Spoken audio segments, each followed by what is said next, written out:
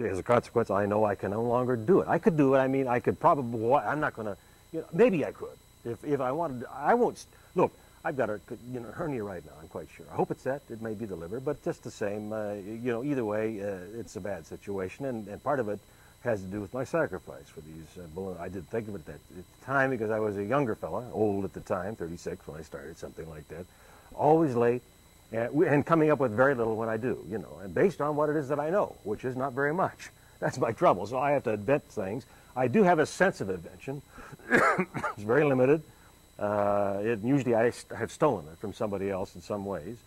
I don't think I stole this from Steve Martin, by the way. I think we were about the same time with balloons, but he was a magician, and that maybe he used them before me. All I know is the act was written for me anyway, and I became it. That's the science fiction of it in the sense of a great story, because I did. I became this creature that was written for me, rather than that's one creature. I know a friend of mine, he was Chicken Man, he was Peanut Man, he was Leech Man, Tim Conway Show, and he was these things, and he went through that stage like that, as nuts as me, but successfully oriented, knew that you cannot and should not, and there's no need to. And why would one want to, if you're adventurous and know that there is no one way in terms of a great character, let's say, that you want to stay with and find the philosophy. You'll develop. Okay, I was in my 30s, and let's forget how it happened. It was written for me anyway, but to do just balloons, in my regular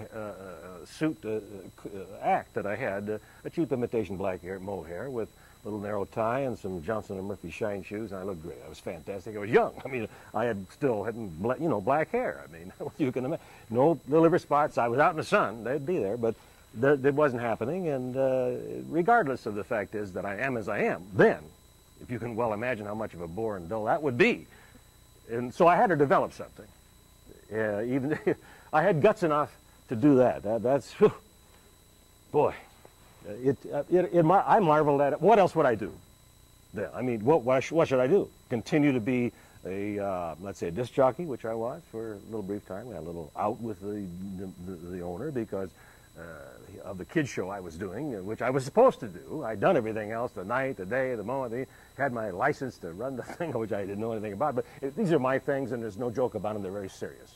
And I was just out of the service and sent a couple of 10 or 15 letters out, and I got this from KIHR and Hood River. I love you. To this day, why should I look upon it as a small, well, it isn't. Right now, I got $73 a week, I think, at the time I was hired by them, off of these letters, just out of the service. Big shot, hot shot. All the way.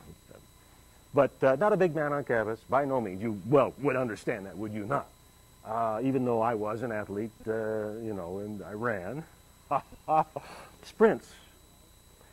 And then there was just the fact that I'm kind of a gregarious guy. I like to be liked. I'm heterosexual. What? I am. There's little perversions that go on, little latencies and stuff I see there. I can well identify with almost transvestite. The whole ball game, you jerk around with your shorts. So, I mean, but, these things are, you go through them or you don't. And I stayed with them, the balloon. I just went for it. And that was my act, and I took it around. And for a while, I got some clubs and some television, as I mentioned earlier, I think, in the show. That's great. That's fine, and it lasts a very short time because